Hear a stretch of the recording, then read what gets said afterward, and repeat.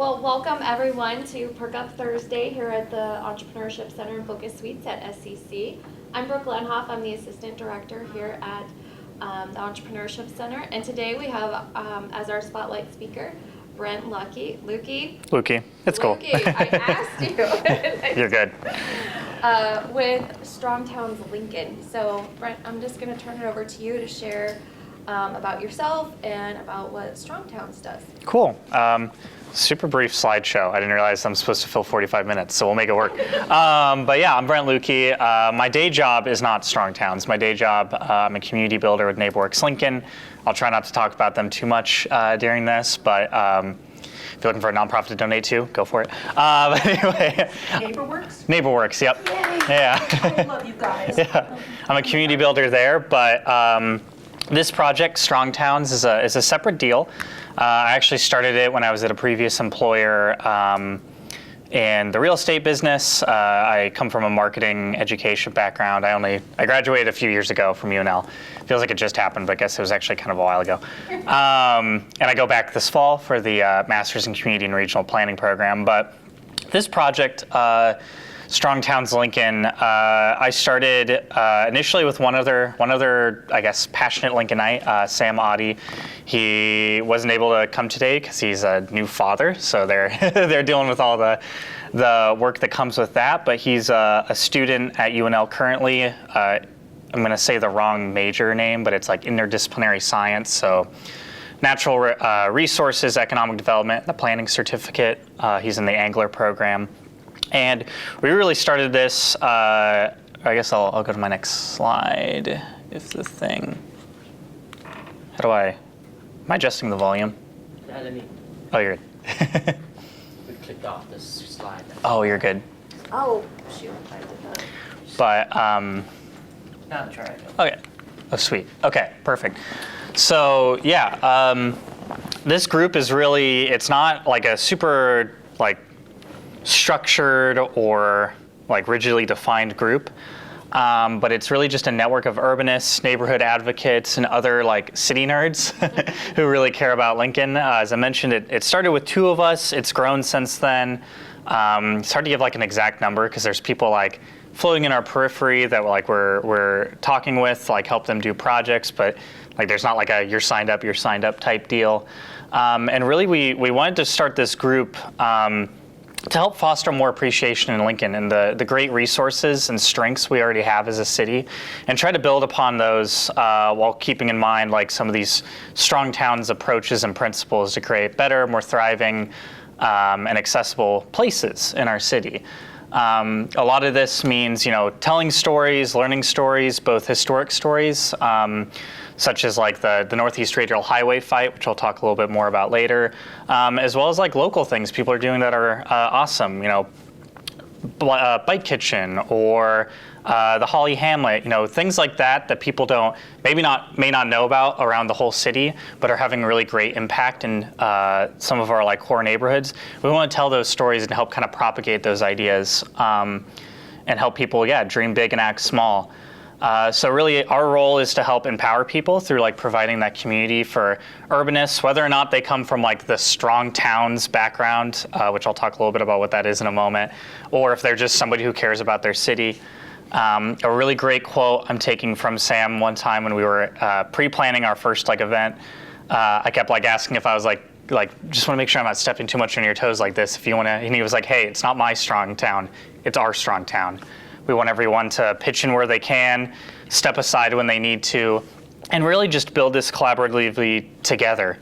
So the why, we're still kind of learning exactly what the why is for this, but at the end of the day, we're striving to be the build bridgers and champions for Lincolnites that are working to build Lincoln to be a greater community from the bottom up.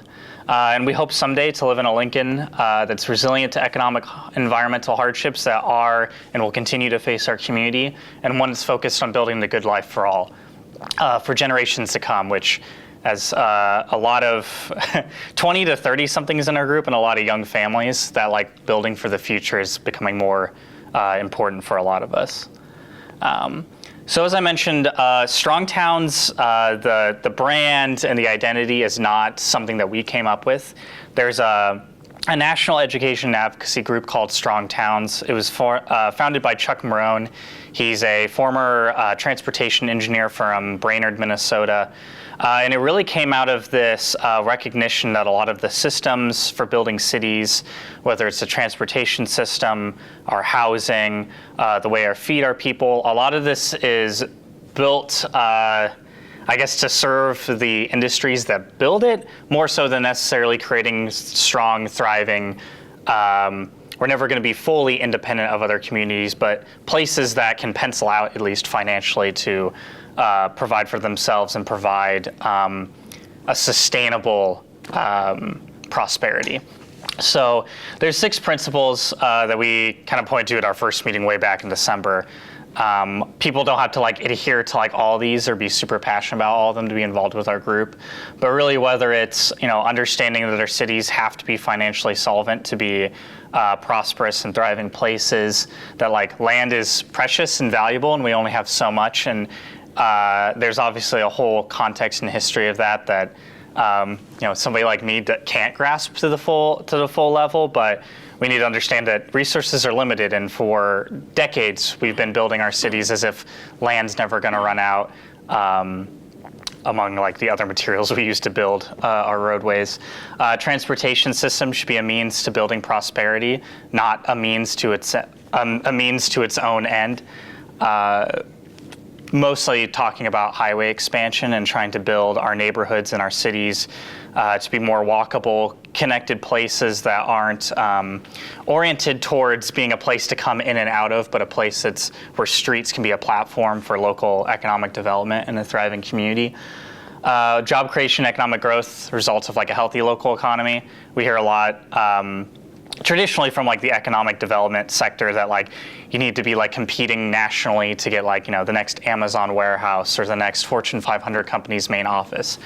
But really that's not, by doing that, you're really kind of just trying to subsidize, and not to, say that we should never try to pull in large companies or resources from outside Lincoln, but we need to have a strong local base and a place where people can build their own businesses, a place where people can come together as a community and pool their resources to create more opportunity for themselves. We need to have that baseline, and from that we can build a prosperous, stable economy. And then the part that our local conversation exists for is really principle 5 and 6, which is that strong cities, towns, neighborhoods, they can't happen without, StrongTowns calls it strong citizens, but just Lincolnites that care. We need people to not just be passive consumers of places and the communities they live in, but actively engaged civic members of their neighborhood, whether that's, doing something like StrongTowns or being involved in your neighborhood association, or just joining clubs and talking to your neighbors. We need to have thriving, interconnected, interdependent communities if we really want to build a place where people feel a strong sense of identity and have that economic mobility that we all want people to have as Americans. And lastly, local government is a platform for strong citizens to collaboratively build a prosperous place. Once again, we kind of have this ingrained sense of disempowerment. Both in my professional occupation as well as this. There's so many people I meet that have great ideas, and they're like, can you help me with this? And then I'm like, well, what do you need? You have all the tools. You've done, for example, one that I know of, somebody wanted to use the right-of-ways in front of their houses to build gardens with their neighbors. And it's well, you already have the right-of-way. I assume you already know quite a bit about flowers. Talk with your neighbors. Let's do this. A lot of times people just need that encouragement and that recognition that they can, to steal I think a Steve Jobs quote, push something in one part of life and see it pop out on the other side. So if you want to learn more about that, strongtowns.org has more information on their approach and the StrongTowns approach. To be honest, when I started this group, I hadn't read any of the books. I'd seen a few YouTube videos that mentioned it, but Sam started a group with a Facebook page, and I was like, all right, here's a banner that people are familiar with that we can rally around. But we do obviously believe in all of this and hope that as we build the future of Lincoln, we can see these principles come more into the conversation. But in doing this work, especially like after our first event, we had like 30 some people come. It was way back in December, which feels like years ago to me. We realized that like if we tried to organize as a group to like start a bunch of projects and like do them from internally, that'd be a waste of time because we'd be paralleling a ton of work that already great groups are doing in Lincoln.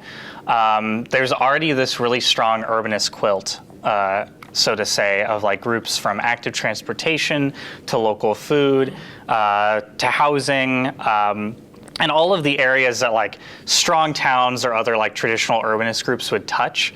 But what we really need, or what we saw an opportunity and a need for in Lincoln, is a group that's sort of like the bridge builder and the connector of those groups. A lot of them are siloed just because people live different areas of town or they just don't cross paths. And there's not really a central like confluence or forum for these groups to connect through. So that's really what we've been trying to play the role of. Yeah, we have partners that we talk to from all levels, people just starting stuff with like their friends, like social biking groups, to like organizations like Salt Creek Co-op or like the Holly Hamlet, as well as some like professional associations, obviously in the planning profession that we've been able to connect with and start to build a base of not just support, but also resources and connection to residents who maybe don't have access to like that knowledge set of like, how do I slow down traffic in my neighborhood, or how do I improve the green spaces? So yeah, we're looking for people who have dreamed and just need someone to help them scheme.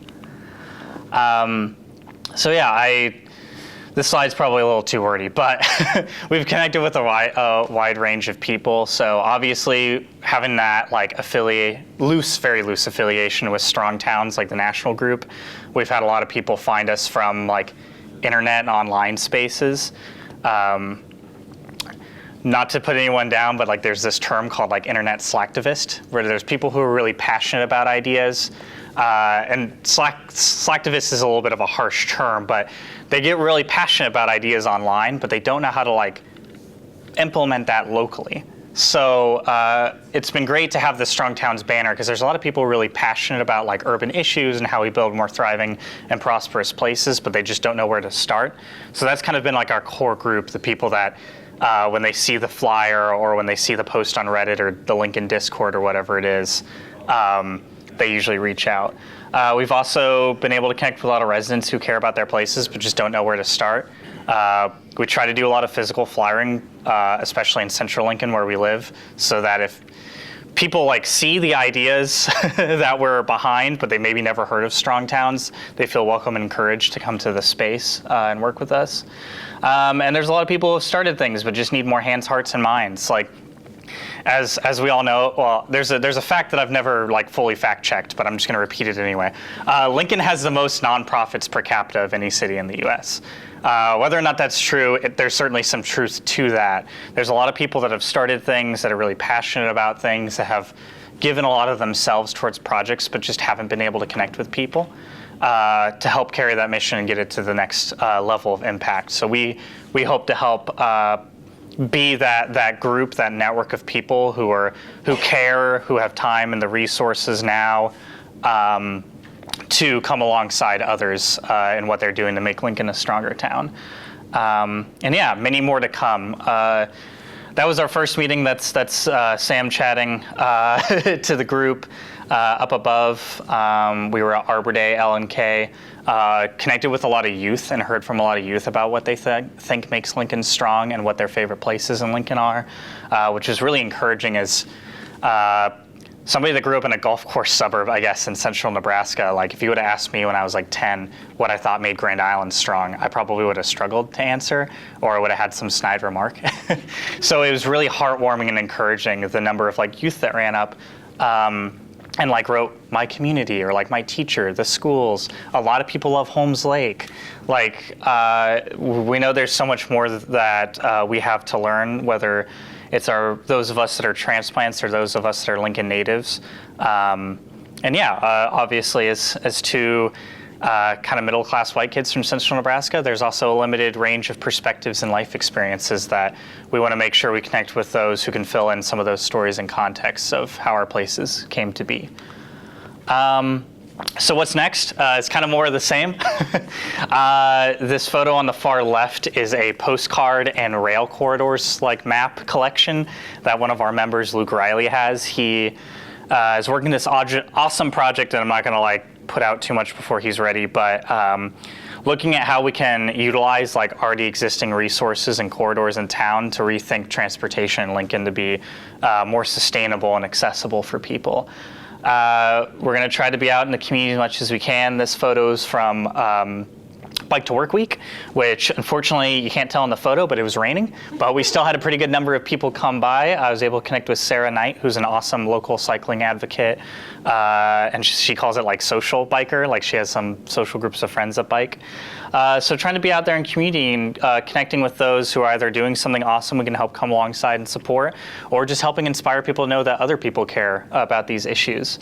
The bottom center, this was my first draft, so to say, at like a tour of the Northeast Radial Highway, or the land reuse project. So for those of you who don't know, there was once almost a freeway that would have carved through Lincoln, through a number of our central neighborhoods, but most notably University Place, the Clinton neighborhood, and Malone.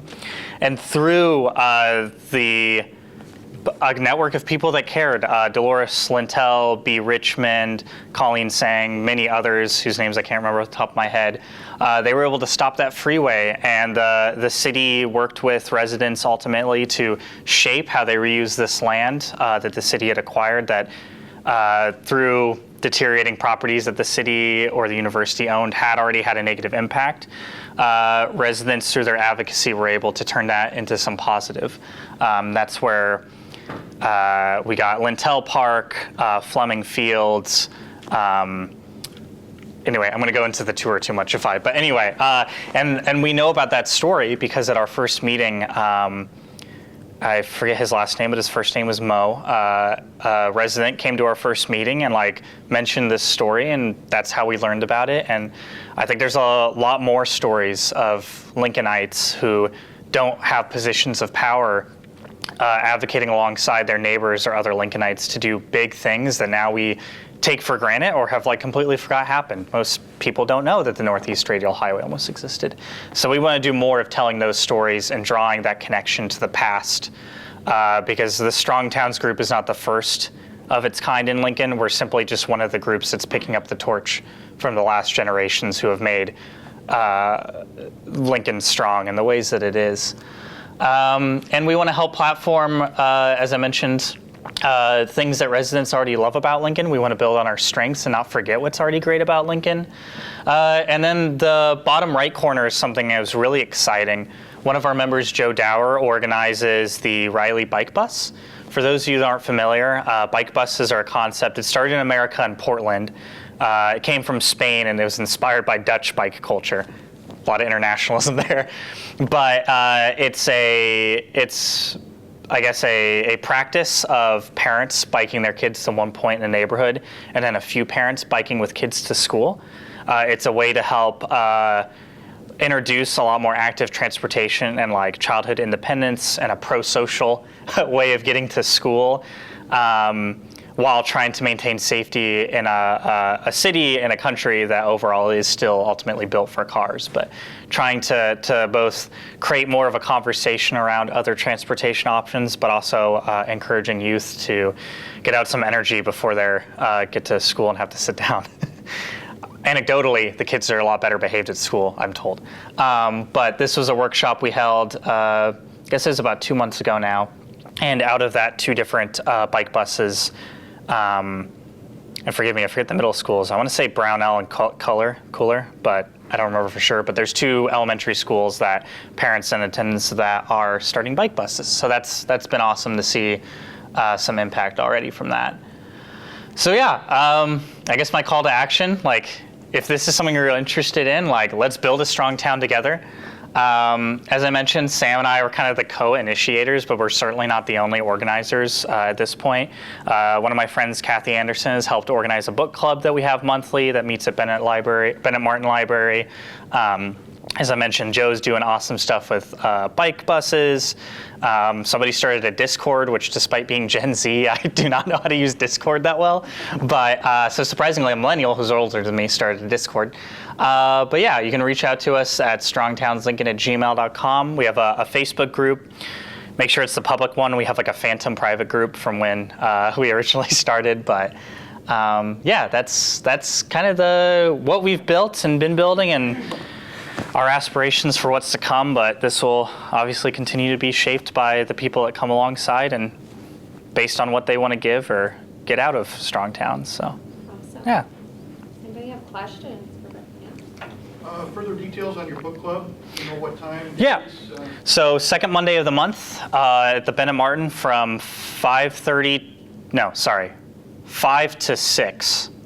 5:30 to 6:30. Come around that time. It's on our Facebook. Next month we're going to be reading Bicycle City.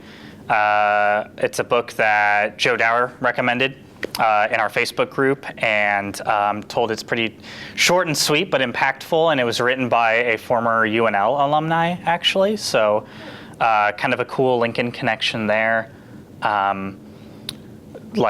Also to say that like we're not the only Lincolnites that care about these things and are pushing about it. There's a whole network of people we're getting connected to and learning from as well. So, yeah. So you connected with those Nolan Morton and Ashley Tobias with Save Lincoln Local? No, I haven't yet. Okay, because they spoke within the last month here, and they're all about encouraging businesses in Lincoln and helping grow that. So Cool. that sounds like Be a a good connection. clear alignment, especially with the one thing that we've kind of recognized is like there's this whole economic financial side of StrongTowns from Chuck Marone's work that like we haven't like we have a bunch of like transit city nerds, and that's like an area that usually doesn't have that strong of a bridge. So that'll be a group I'll Save Lincoln Local. And yes, and Cool. they meet at the Harbor 6 to 7:30 the fourth Thursday of the month if you want to come. Sweet. It's free and everything, but it's a great networking event. And again, they did speak here within the last month. Yeah, 2 Oh. weeks ago, I think. Awesome. Thanks. Yeah, I'll look into that. And that's a Thursday that I'm usually free, so that works out. If it was a third Thursday, it'd be a problem. It's the fourth. Cool. Awesome. Other questions or comments? I have a question. Yeah. I'm a commercial real estate agent, and I have a lot of clients who are child care centers that are looking for space to lease, and I can't get anything for them because the city code's requirements for, especially like sprinkler systems, which are $200,000, make it so expensive that they can't afford to have a child care center. And we have a real shortage of that. And then I was talking to a landlord yesterday who leased a space to a juice stop, and that juice stop has been, well, that's not the name of the franchise, but it's that concept. Similar to, yeah. They've been working for 1 year to try to get through the city regulations and codes to try to get their store open, and they're starting to run out of money. Mhm. Do you have any advocators or classes or people that can help those people for free because they can't afford to hire a lawyer? Not yet. That'd be something that'd be awesome for us to have in the future. But that does connect to, I guess there's sort of there's a new book that I recommend you guys all read if you have the time called Escaping the Housing Trap. It's by the StrongTowns National Group. Not to like plug them too much. But it kind of talks about how in the 20th century, we kind of set ourselves into this situation that we're in now with the housing crisis, which if you ask 100 people what the housing crisis is, you'll get 100 answers, but we all know something's wrong. And it really goes back to how we've built our spaces and places in our cities, that they're not very adaptable, and we've created this regulatory framework, or been given this regulatory framework in most cases, handed down from like the federal government or state governments, that really restricts how we build our cities, and created this model of development with the separation of uses and the idea that like we can predict the future and build all of our structures to the ideal final state, which has really limited the ability of people to like start neighborhood daycares or, like Portland has like this culture of like garage bars that people just like have bars out of their garages, or like your local corner grocery store. Like we've sort of locked ourselves into this mindset that like things are built for what they're built for, and they have to be. Like that's the final state. We can predict the future. This is what this neighborhood will always need. And obviously driving through any suburb built in the 60s or 70s, not so much in Lincoln, but especially in major cities, we can tell we were wrong. Like there's certainly some degree of disinvestment and decay that's setting in because communities change. People age out of housing and need different housing options, or living arrangements need to change. And we've really locked our cities. And sorry to take your question and turn it into like a talking point, but like there's this challenge that we feel every day when somebody goes to like start something in their neighborhood that they see a need for, but then they get locked into, well, you can't do that here and for X, Y, Z. So we don't yet, but we'd love to connect with more people in the legal field to kind of help people navigate that want to.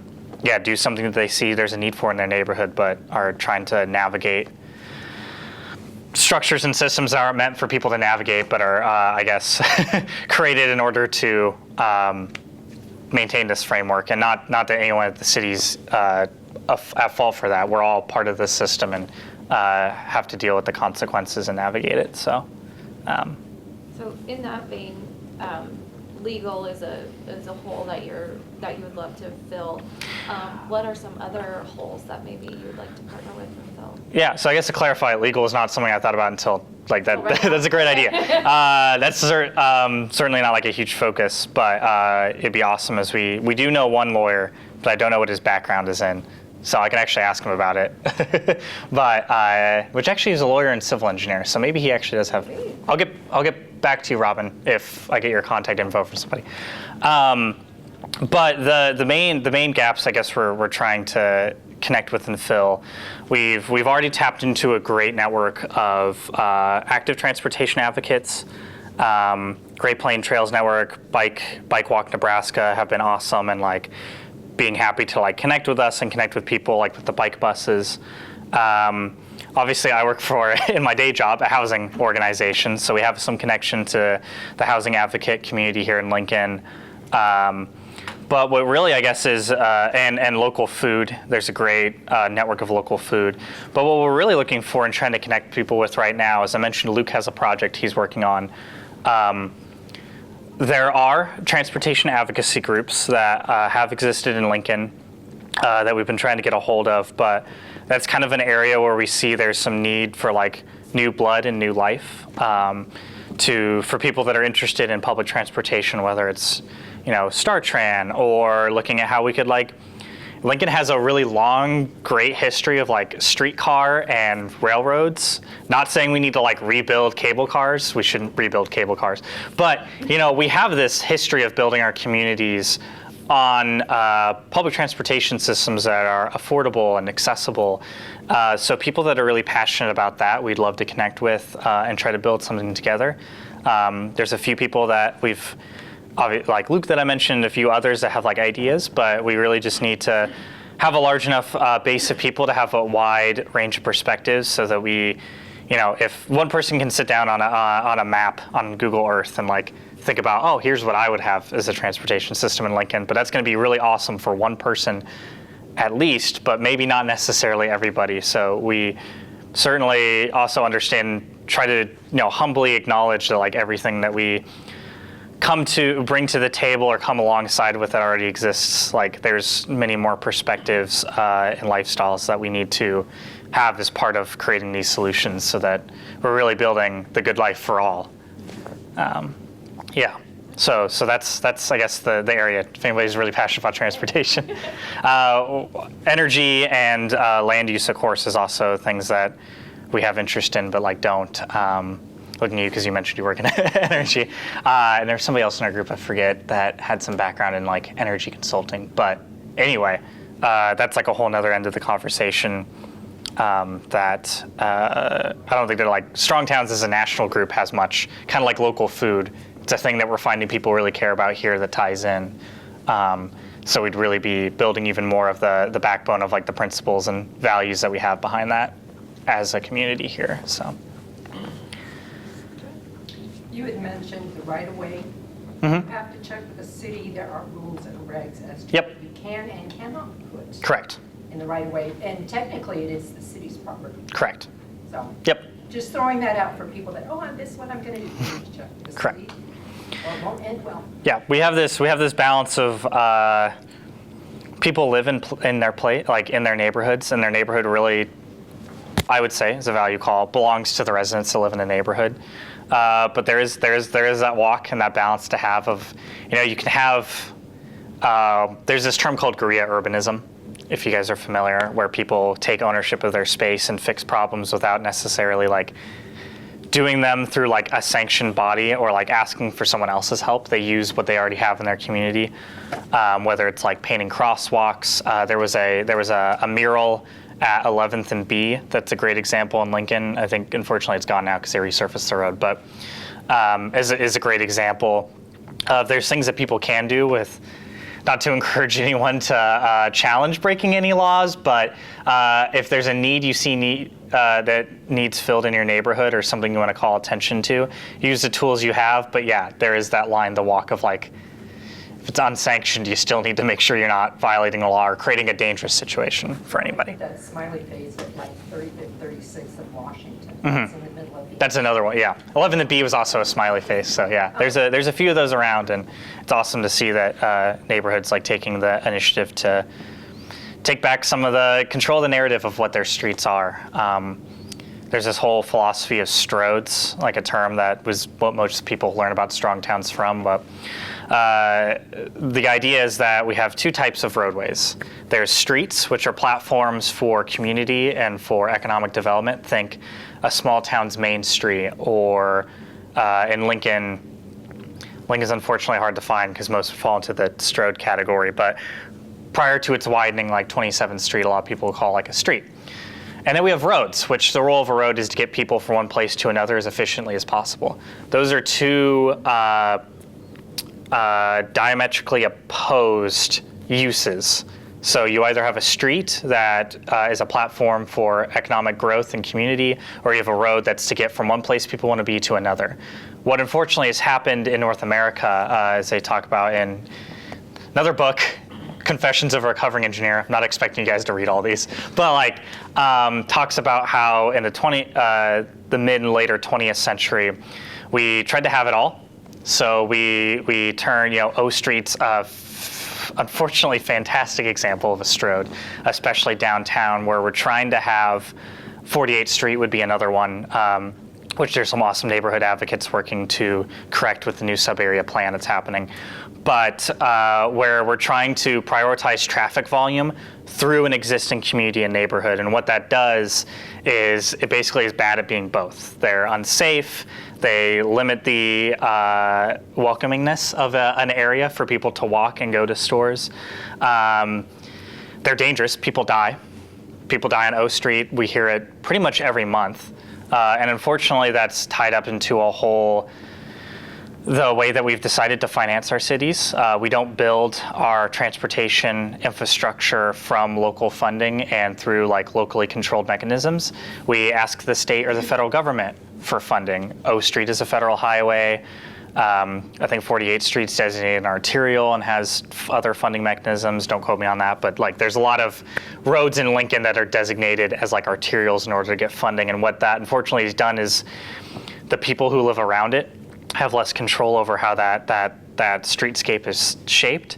And sometimes our communities become places to go through as quick. We build our roads to get people through places as quick as possible instead of thinking of it as a place to arrive at. I think I used to live downtown. I live in the near south now. The near south has it too with 16th and 17th. But it feels sometimes like you're living on the side of a freeway, even if you are in a neighborhood, and even if it's called a street, it's being treated more like a roadway. So I forget how I got to that tangent, but thanks for bearing with me through it. Yeah, Quentin. So, on that point, you see the city reaching out right now with Uni Place, 48th Street there to Yeah. figure some of that out, because that's Yeah. exactly the issue Yeah, they're having. yeah. 48th Street as a arterial running through there. But the businesses need that community. Yeah, they need it to be a street because it's what the town originally of University Place was built on, and it's what the neighborhood of University Place is its lifeline. 48th Street's really interesting without going into, I'm a little bit of a history buff if you guys have been able to tell. 48th Street's obviously a really interesting example because it was actually like 3 towns' main streets. I might, at least 2 for sure. College View and University Place were both their own townships. I don't know if it was the way the county was platted. Somebody like Jim McKee or Ed Zimmer could tell you exactly why, but they were both built on what ultimately got redesigned and rebuilt into 48th Street after they were annexed by Lincoln. Bethany as well. Bethany might be a little bit to the side of 48th, but anyway. So these were main streets that were built for people to start businesses, make little bets off of, and build up their communities around. And then we've turned them into transportation corridors for people trying to get from South Lincoln to North Lincoln as quick as possible, or trying to get to the interstate or highway. And that's part of, I would argue, part of why we saw a lot of decay and disinvestment from those neighborhoods after they were annexed by Lincoln. Fortunately, we do have some great people at the city, and obviously some great people in the neighborhood who advocated hard and called out kind of the impacts that 48th's initial redesign was having. And yeah, some, I guess, great, strong citizens, both working in the civic core in the city and living in the neighborhood, are now trying to come together to think more comprehensively about what does the community there want and need, and how can we build a place that, well, unfortunately, will still have to be part of like the arterial roadways of Lincoln, one that at least we can reshape to benefit as much as possible the people that live there and work there. Yeah. But to be fair, if you're on the south side of Lincoln, you want to go to the north, you are limited on your choices of roads to take, like 27, 48, 56 does its squirreliness. Mm-hmm. And unfortunately, there are a lot of people that are no longer obeying the safety laws. Mm-hmm. So they're speeding through these things instead of being honest and whatnot. And if it says 25, let's do 25, let's not do 45. And O Street is a huge, they clocked someone doing 103 the other day on O Street. And it's like, okay, that is back to their responsibility that they're not living up to. Right. And I mean, there's certainly a component of personal responsibility to that. But I guess also the thing to keep in mind is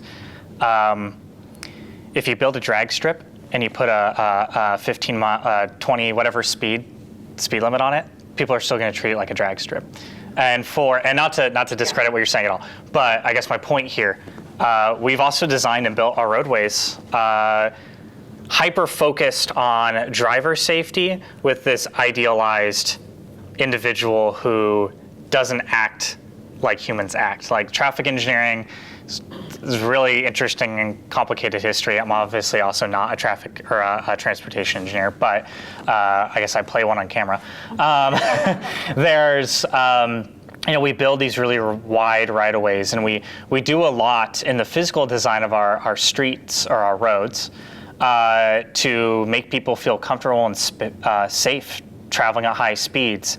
And if anybody's heard of Daniel Kahneman or knows of like the System 1s and System 2 thinking, when we're driving, unless you're like a 16-year-old just starting to learn, or whatever age you start to learn to drive, you're probably in System 1 thinking. You're not consciously making every decision as you're driving. A lot of that, you're on autopilot. So you'll inevitably drive at the speed at which you're comfortable at. Some people have really high risk some people have too high of risk thresholds. Some people have... but anyway, if you build a space, and a lot of this comes down to, there's a lot of things ingrained in like the Federal Highway Safety Act and a lot of other documents that have been handed down to communities and not necessarily created by communities that guide how we build our roadways. And what that leads is to a lot of streets that, in terms of an ideal drivers and an ideal accident situation, it's like designed to be as safe as possible, wide tolerances for mistakes, lack of obstructions and like physical barriers on the sides. But what that leads to is people driving faster, people feeling more comfortable driving quickly, people not paying as much attention when they're driving. And ways we can curb that as a community is really by rethinking the ways that we build our roadways, as they're thinking about right now with 48th through University Place, of how do you create more of a sense of, it's paradoxical. If you make a roadway feel more dangerous or create more need for a driver to feel they need to be cautious, whether it's curb bulb outs or greater tree canopy or just physical interruptions mentally to the space that they're traveling through, people will naturally slow down. We can try to use the stick as much as possible, but when you also have the carrot that's pulling people to drive faster, it kind of makes sense why we have the outcomes we do. Not to condone any racing on O Street. I used to live right next to O Street, and it's really annoying. Ironically, I'm also kind of a car guy, but loud cars need to stop. But I just wouldn't recommend a roundabout in the middle of any place. oh, There's roundabout Everywhere. east of 84th and A. right. I was driving from Walton back, and literally tire tracks right over the middle of it. Yeah, there's some interesting challenges that people at the city and people in neighborhoods face when we try to, because really there's a whole system change we need to go through of how we think about how we build our spaces. And in the time when we're kind of in the transition where people are trying to do things or trying to implement practices to make our community safer and more vibrant, you kind of get these conflicting worlds that happen where it's like, wow, this road still feels like a highway, and then suddenly there's something that like slows me down, and there's a challenge, I guess, to change our practices and policies so that we can incrementally shift Lincoln to these more, I guess, productive and safe transportation systems. Yeah. Sort of a What ramble. makes you perked up about this work? The awesome people I meet along the way. I originally, I came to Lincoln not as my first option for college. I studied at UNL. I thought I was going to go to U Chicago. I came from a rural high school. Not to put down anyone who goes to a rural high school, but like I was kind of, it's gonna sound like I'm bragging here, but like I'm not. Like I was a higher achiever, so I felt I was really smart, right? So I was like had these grand visions of what I was gonna do, and then I came to Lincoln, and to be honest, UNL I applied to actually a little bit as a joke, but that was fate. I was supposed to do that. I applied one evening when I was doing some other colleges, and ended up being where I was going. And I thought, like unfortunately many youth in Nebraska, that like success was me getting out of Nebraska. But as much as I may have come kicking and screaming, I really fell in love with Lincoln when I moved here. There's awesome people here. We have great bones as a city. We have many great things people are already doing. We have as many, I don't know if this is still true, but a decade ago it was true because I was watching a video. We have as many miles per capita of like bike lane and bike trail as Portland, which is like people think of as like the bicycle city. Well, we have a lot of great things like that here too, and we haven't, had some of the destructive practices in the 20th century, like putting freeways through neighborhoods or things that other cities are trying to reconcile and deal with the damage and harm done by. In Lincoln, and not to say Lincoln's without historical missteps, no community is without historical missteps, but we have a really great position, and we have the people, and we have the things we need to build, I think, I'm bullish, the best city in North America to live in. Like we have the people, we have a lot of awesome, rich history here to build upon. Many of our neighborhoods, especially in East Lincoln that used to be their own towns, have like these business districts and cores and sort of that rich urban fabric that you need to provide people those crossing points for economic and social mobility. And that's why Sam and I started this. We both are really committed to living in Lincoln. We've met a lot of awesome other people that are really committed to living in Lincoln.